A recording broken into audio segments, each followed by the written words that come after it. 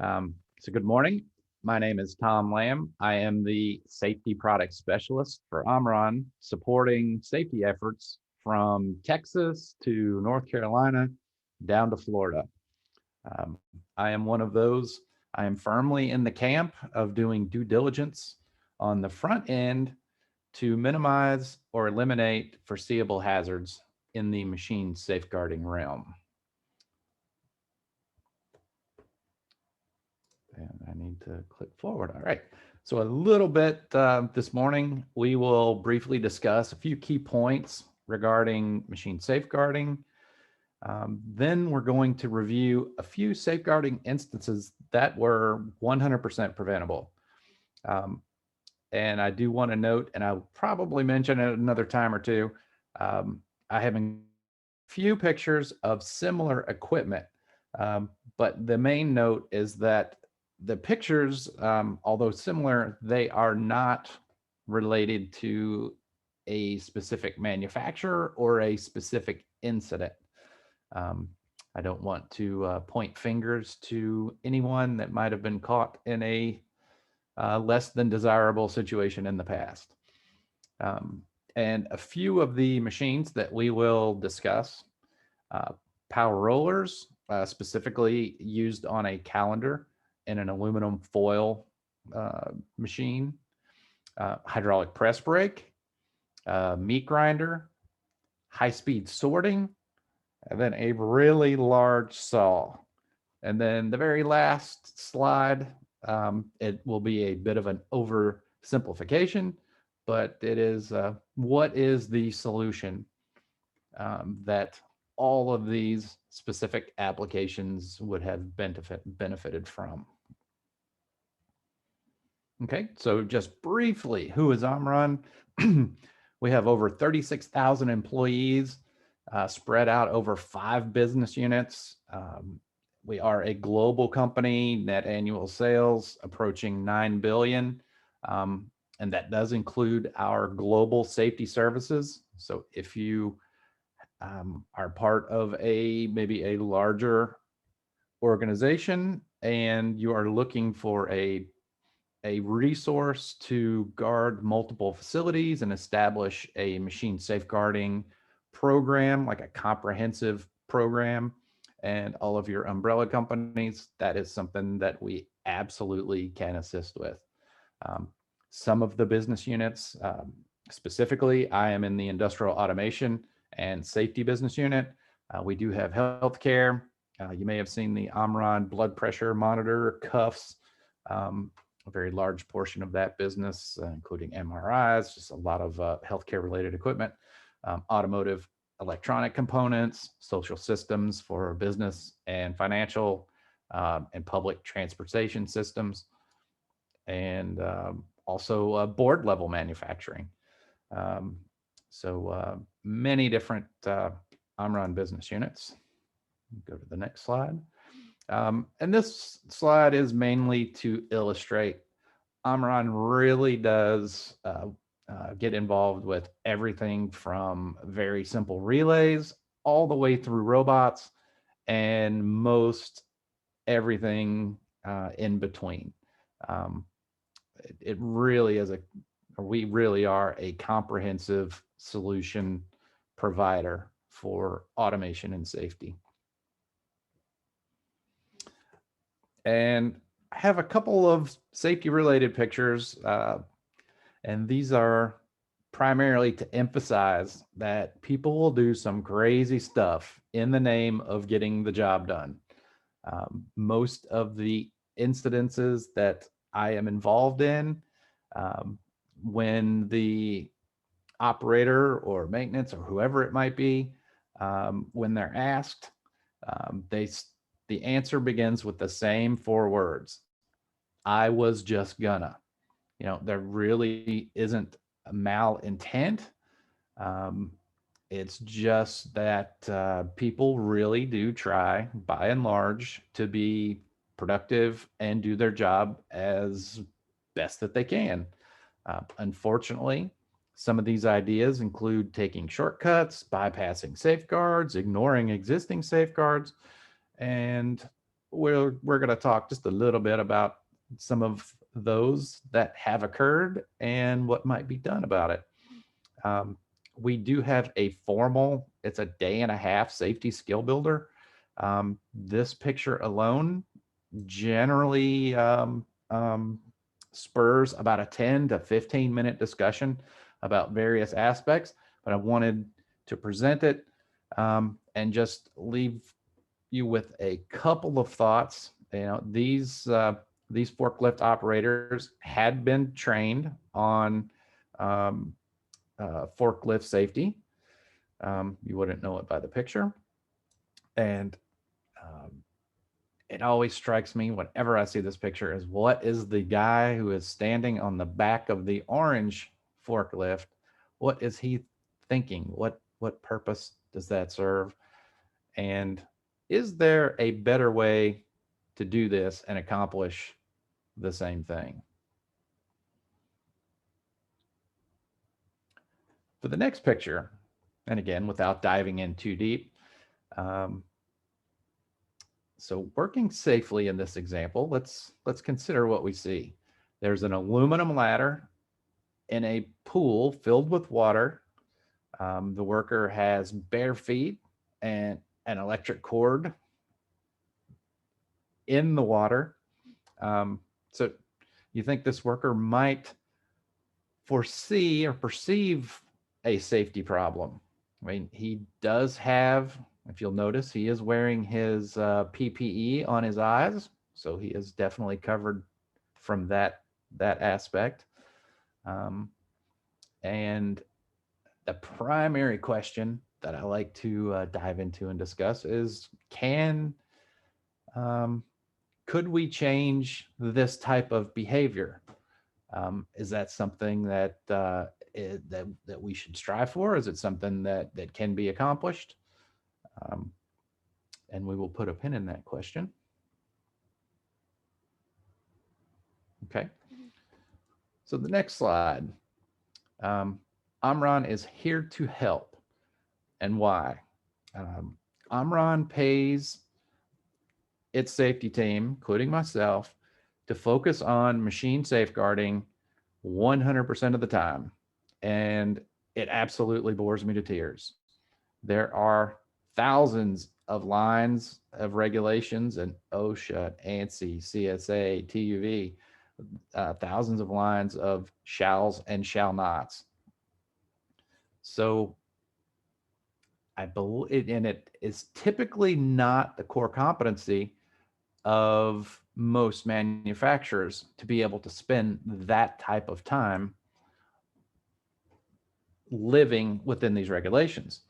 Um, which leads me to the number one question that I receive when initially reviewing machines, and that is, okay, where exactly does it say that I have to do any of this stuff, that I have to guard anything? Where exactly? Well, that would be in OSHA 1910-212, their general duty clause, which states each employer shall furnish to each of his employees employment and place of employment which are free from recognized hazards that are causing or likely to cause death or serious physical harm to the employees.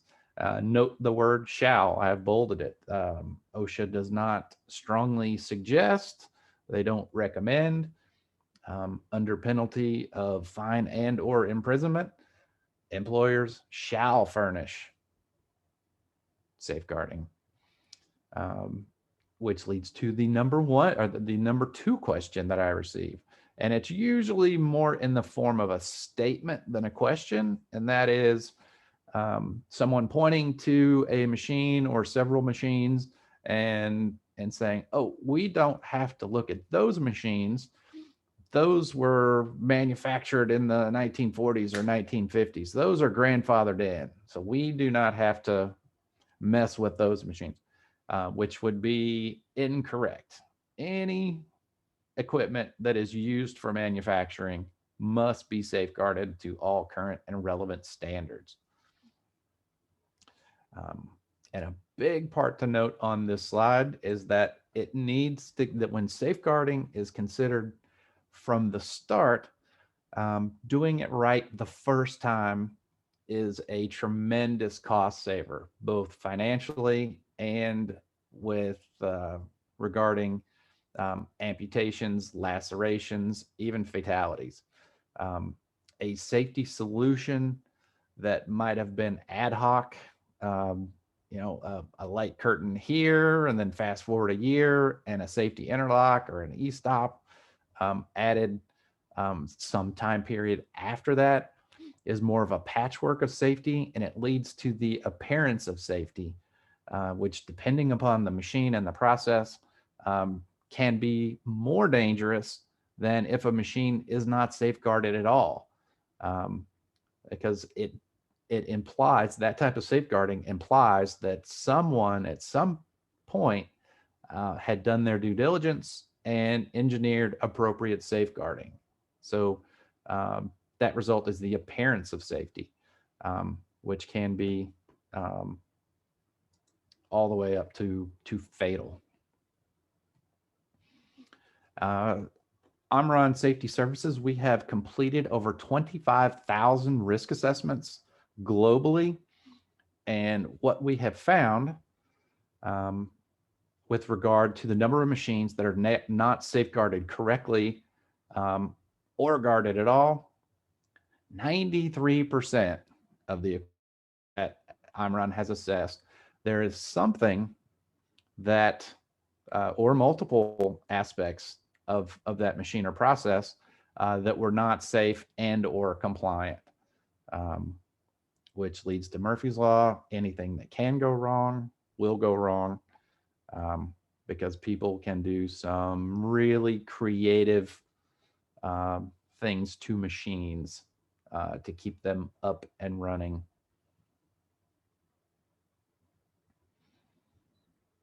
So doing it right the first time is assets spent very, very wisely. And this is just a quick splash screen on the on some dollar figures on the cost of not machine safeguarding properly. You're looking at upwards of $1 million in direct cost, $2 million in incorrect costs. That's for a fatality. Cost for an amputation, you're looking at approaching 70,000, double that in indirect cost. Our insurance company and the National Safety Council has come up with a figure of, for every dollar that is spent on machine safeguarding, $2 to $6 is saved. Our own insurance company puts that number at $8 or $9. And then I'm going to go on. Okay, so now we get a little bit more to the meat. Some safeguarding challenges on the factory floor. Number one, power rollers. I like to refer to them as the silent killer. In this particular example, they were on an aluminum calendar. This was a company that manufactures aluminum foil. And just at a glance of the machine, it does not appear to be high risk. It actually appears to be pretty low risk. There is frequent operator interaction. Foil is run through a series of power rollers until the desired thickness is achieved. There is what's called a doctor blade that scrapes the backside of this roll to keep it clear of debris. Any debris on the roll will cause product imperfections and scrap, downtime, just a cascading effect of cost.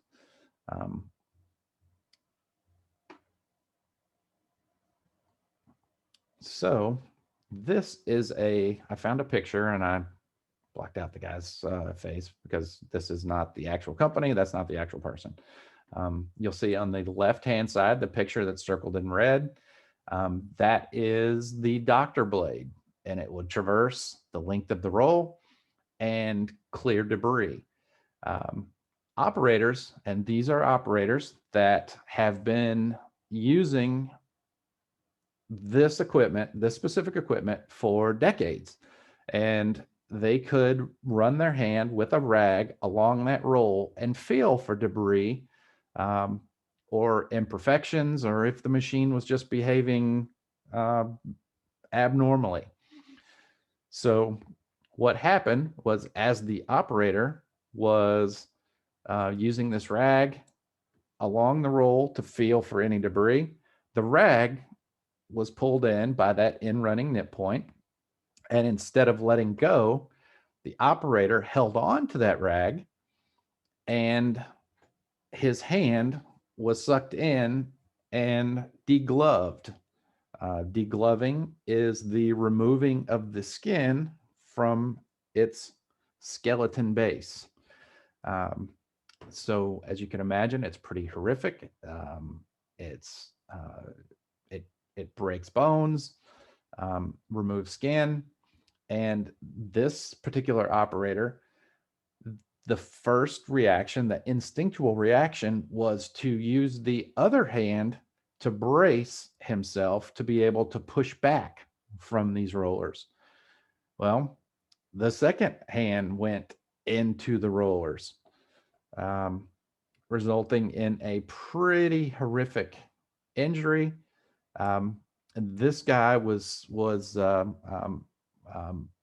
it ended. It did not end in a fatality, but this gentleman ultimately ended up wanting to participate in a reenactment or a recreation video for their internal training on what could possibly happen and what not to do. And ultimately, guards were added. There were perimeter light guards to let the control system know when someone was approaching.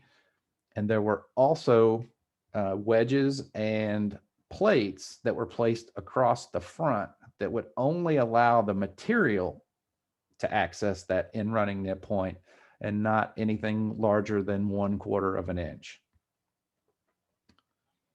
With this, again, 100% preventable. Okay, the next machine, and you may recognize it, hydraulic press brake. Very common use, very capable equipment. This particular example was a metal forming, metal bending at a manufacturer that manufactures kitchen appliances. They had 6 press brakes that they used in this specific department. I had met with an employee of that company several months prior about an unrelated safety issue, and we had a brief discussion about the press brakes. There were no guards visible on these press brakes, front, rear, sides, nowhere. And at the time, it was not a high priority. Fast forward 3 to 4 months, a press operator had lost his finger, which in and of itself was had a pretty large impact on the department and the company at large. And as part of that settlement package, that operator received a $12,000 payout. So the real panic set in when a production manager overheard the remaining 5 press operators in a discussion talking about which finger they can do without and what they would do with the $12,000. So that after that 3 or 4 months had passed by, I get a very cryptic and panicked voicemail about how fast can we get together and observe these machines in operation and do something about this.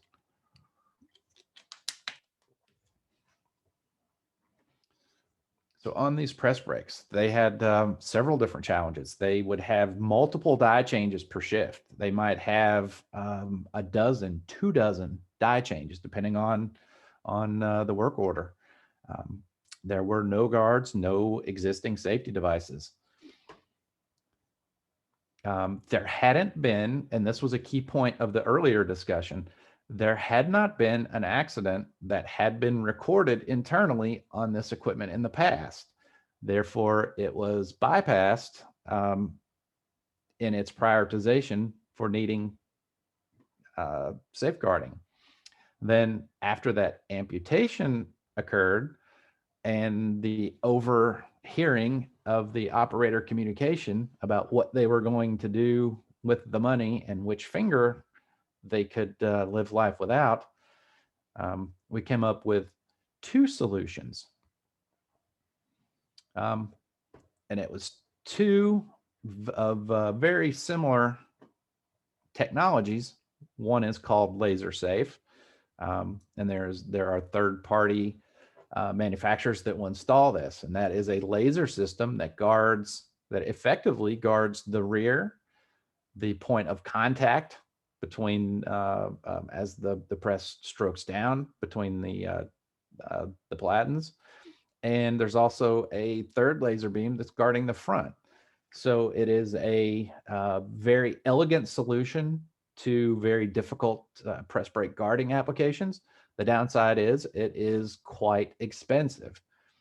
So depending upon the product that was being made, they changed the designated machines that were to run designated parts. If you're familiar with press brakes, there are parts and there are folds and bends called box folds that you fold a specific size, and then you rotate the part 90 degrees, and then you make another bend, resulting in essentially can result in 5 sides of a box.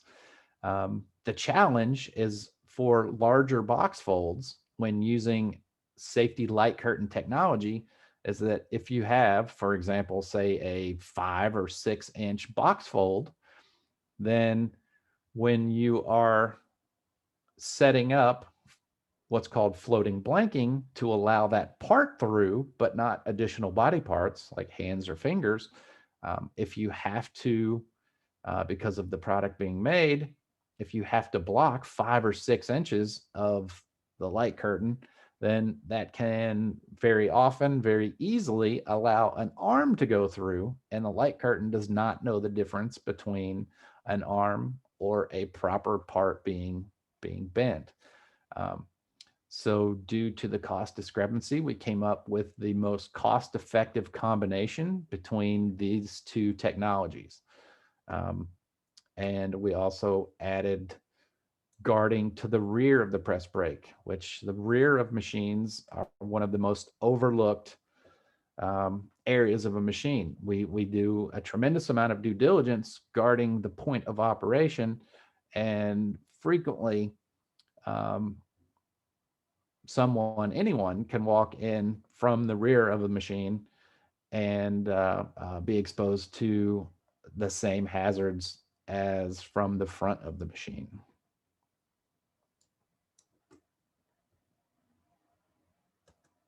Very good. The third machine was a meat grinder, and the in-feed to a meat grinder, their safety measures consisted of a sign that read to stay out of the machine, which in this case turned out not to be enough.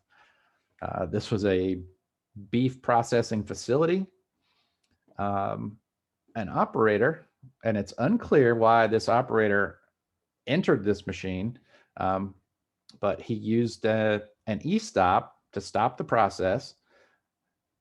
A removable guard was on that machine that allowed access to crawl into it. That removable guard did not have a safety interlock on it, so there was no way for the machine to be able to detect that a guard had been removed. This operator then crawled into the machine to do whatever it was he was doing, and at the same time, or shortly thereafter, someone else walked by and looked at the machine, saw that it was not running, and that it was appeared unattended. So he disengaged the the e-stop and started that machine right back up with the person inside of it. Um, it was a very noisy environment. People were wearing their eye protection, their earplugs, their appropriate PPE. So no one heard anything that was going on inside the machine. And it was several hours before that operator was found. Um, so a couple of potential technologies that might have or that would have prevented this, um, because there was full body access. Lockout tagout was not utilized. There were no interlocks used on the doors. So doing a risk assessment on the front end, deploying the appropriate safeguarding measures, using some um, safety interlocks, um, door locking varieties. There are many, many different flavors of safety interlocks and guard door locking switches. When combined with an appropriate safety monitoring relay, would have absolutely prevented this incident from occurring. And the number 4 piece of equipment. This was a very high-speed sorting conveyor that was sorting DVDs. There used to be it used to be more common where DVDs were exchanged in the mail. Um, so in this very high-speed sorting conveyor, um, primarily administrative controls were utilized in this minimal guarding scheme. Um, there was a sign that indicated that people should stay clear of the high speed areas. They relied very heavily on training and administrative controls. There was, as part of that training, any employee with hair below their ears, they were to tuck that hair into the back of their shirt, or use a hairnet. This did not happen. Um, Unfortunately, a lady was standing by this equipment, and her hair got caught into one of the moving parts, and it removed the skin. It's called scalping. Removed the skin right off of the skull and took it down the conveyor track until eventually the machine did stop.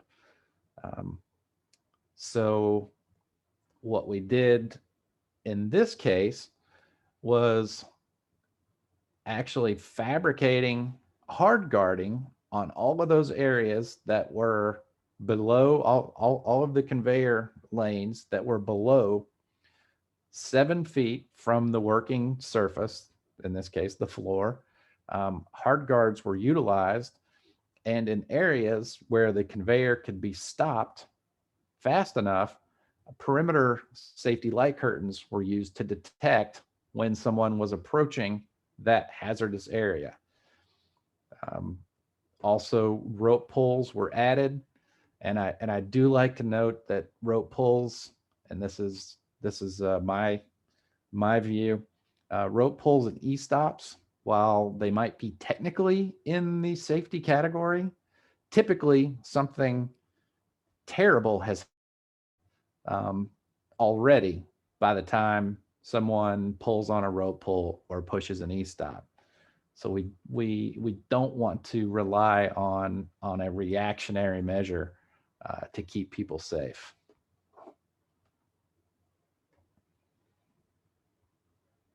Okay, and then the last piece of equipment. This was a very large saw blade, up to 5 foot diameter. It was wide open to approach. There was very minimal, if any, guarding. I say minimal because I can't remember any, and I just don't want to commit to saying there was zero guarding. But for all practical purposes, zero guarding. So a near miss occurred at this facility.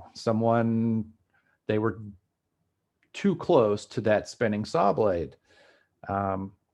So the first measure, again, and this began as that patchwork type safeguarding that we had briefly touched on earlier. So hard guarding was constructed around this operation. And there was a door access point, and depending on the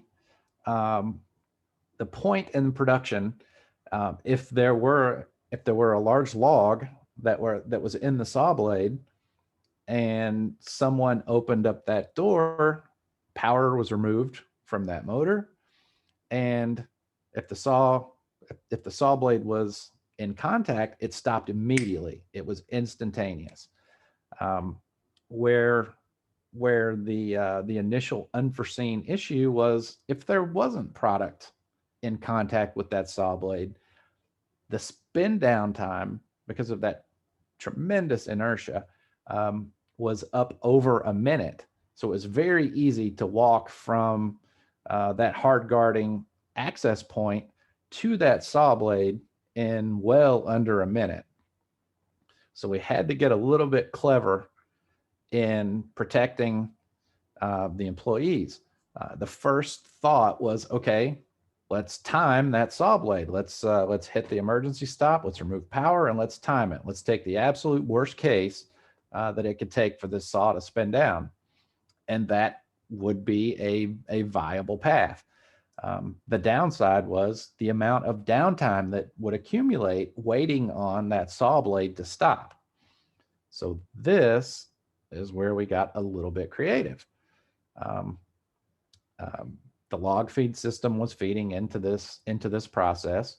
Hard guarding was fabricated, and then using a safety monitoring relay that was connected to that saw blade motor. Now, as long as that saw blade motor is turning, it is generating a very small amount of back electromotive force. There's a very, very low current that's coming back from that motor as long as it's turning. This safety relay will detect that back EMF, so we can tell exactly when the saw has come to a complete stop, or it's even adjustable to a quote unquote safe speed. Then we can connect a guard door locking switch to that door, so someone can request to enter, power removed from the saw. The safety relay is looking, it's checking that motor, and then once that saw blade has come to a complete stop, then power, in this case 24 volts, was applied to a guard door locking switch. This is an actual solenoid that holds that guard door locked until that safe state had occurred. Then allow the operator, maintenance, production, whoever it was, needed to be in that area, and now they're in that area in that safe condition. So it was a little bit more of a clever solution that allowed production to not take quite such a hit on everybody standing around, 1 to 2 minutes at a time, waiting on a saw blade to spin down. So now that stop time had been taken into account. Okay, and so with these top 5 preventable accidents, so what is the solution? Fortunately, ANSI B11.0, which has also been harmonized with ISO 12100, there is a specific 8-step process to account for all for these foreseeable hazards. Number one, prepare for and set the limits of the assessment. Two, identify each task and the hazard associated with it. Score that risk. Let's be able to quantify the risk on that system, and then employing the hierarchy of controls, which is a little bit beyond the scope of what we're talking about now. But an example is engineering the hazard out is the most desirable way. Unfortunately, most equipment, it has already been built, it's already delivered, and it's already on its way to production, and that ship has sailed. So the next is using present sensing devices. That would be light curtains, interlocks, safety scanners, safety mats, whatever that might be, to remove a person's decision to do a safe or an unsafe act. Then we take that score, we look at the residual risk. Is it acceptable? Yes. If it's not, we go back and we start again, and go 2 through 6. If it is acceptable, then we document and validate that solution. And now we are well on our way to preventing all foreseeable accidents in a very systematic approach. And I thank you all. I think I'm right at 39 minutes. If they have any questions, I know I touched on a lot of different topics. If there's anything that you have seen here that you would like to explore a little bit in a little bit more depth, I would absolutely love to help in that endeavor. Please let me know. Yeah, thanks, Tom. That's I opened up the chat box for anybody to type in a question, or take off your microphone and go ahead and ask. But those are some very sobering examples of what can happen when safety is lax in a manufacturing facility. But it's also hopeful to know that there's solutions for all these things. And we at Innovative IDM specifically asked Tom to put this particular presentation together. It wasn't a canned one that he had already had for another audience. And so definitely, Tom, appreciate you taking the time to, dive in and find these examples, because they're broad examples that apply to probably everybody on this call. Has something in the back of their mind where they could use it in their own facility. Absolutely. Thank you, Pepper. I had one question came in on the chat box. It said, you mentioned that, I'm paraphrasing here because it's a little bit long, but you had mentioned that OSHA said shall instead of could. Can you elaborate on that shall a little bit more? Absolutely. OSHA is the enforcement arm of machine safeguarding regulations.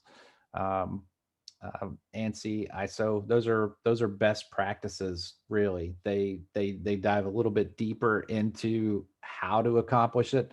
OSHA is the actual government agency that can cite and fine. I believe the penalties in this day and age, it's up to $14,000 per machine per day for a willful violation.